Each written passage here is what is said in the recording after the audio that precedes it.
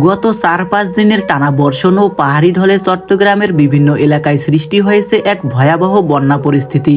লাখো মানুষ যখন পানিবন্দী, ঠিক তখনই দেবদূতের মতো অসহায় মানুষের পাশে দাঁড়িয়েছেন চট্টগ্রামের সন্তান কল্লাক মিয়া। অনেক কষ্টের পরে নৌকা পেয়েছি, কিন্তু নৌকার খুবই প্যারা, এখানে পাওয়াই যায় না। তো আলহামদুলিল্লাহ একটা আমাদের চাচা উনিও বুকিং দিয়েছিল, উনিও ত্রাণ নিয়ে যাবে। তো ওনাকে অনেক রিকোয়েস্ট করার পর উনি আমাদেরকে এই নৌকাটা ম্যানেজ করে দেয় আলহামদুলিল্লাহ।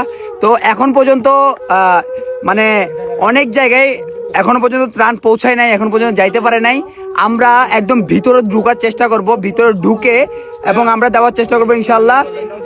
সবাই আমাদের জন্য দোয়া করবেন। আমরা রওনা দিলাম। আল্লাহ হাফেজ, আসসালামু আলাইকুম। নিজের সামর্থ্যের সবটুকু দিয়ে বন্যার্তদের মাঝে খাদ্য, বিশুদ্ধ পানি ও প্রয়োজনীয় সামগ্রী পৌঁছে দিচ্ছেন তিনি। তার এই মানবিক উদ্যোগে ইতিমধ্যেই সামাজিক যোগাযোগ মাধ্যম সহ পুরো চট্টগ্রামে প্রশংসা কুড়াচ্ছে। তবে কল্লাক মিয়ার আজকের এই মানবতার ফেরিওয়ালা হয়ে ওঠার পেছনের গল্পটি রূপকথাকেও হার মানায়।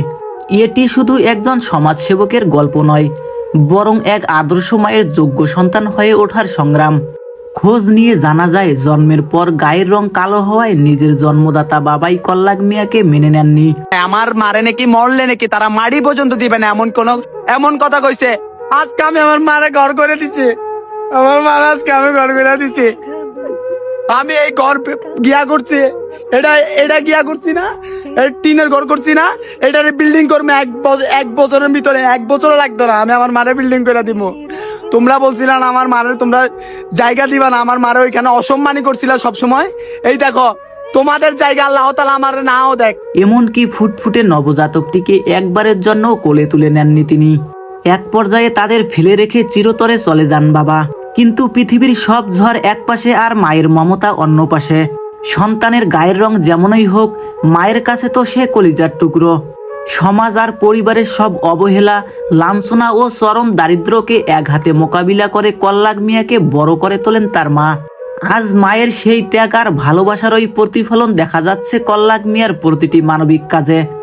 বর্তমানে চট্টগ্রামের বানভাসী মানুষের ঘরে ঘরে ত্রাণ পৌঁছে দিচ্ছেন কল্লাক মিয়া। কোনো প্রতিদান বা প্রচারের আশায় নয়, বরং মায়ের দেওয়া শিক্ষা থেকেই তিনি মানুষের সেবায় নেমেছেন। এক সময় গায়ের রঙের জন্য সমাজ অবহেলা করছিল, আজ সেই মানুষটি আমাদের বিপদের দিনে বুক দিয়ে আগলে রেখেছেন। তিনি আসলেই চট্টগ্রামের গর্ব, এক আদর্শ মায়ের যোগ্য সন্তান। কল্লাক মিয়ার এই গল্প প্রমাণ করে যে মানুষের আসল সৌন্দর্য তার গায়ের রঙে নয়, বরং তার কর্মে ও মনের গভীরে লুকিয়ে থাকে। এক সময় যে শিশুকে তার বাবা মুখ ফিরিয়ে নিয়েছিলেন, আজ সেই শিশুই হাজারো মানুষের মুখে হাসি ফোটাচ্ছেন, হয়ে উঠেছেন হাজারো মানুষের ভালোবাসার আশ্রয়। মায়ের অদম্য ইচ্ছাশক্তি আর সন্তানের সততা কিভাবে সমাজকে বদলে দিতে পারে, কল্লাক মিয়া আজ তার এক উজ্জ্বল এবং জীবন্ত দৃষ্টান্ত।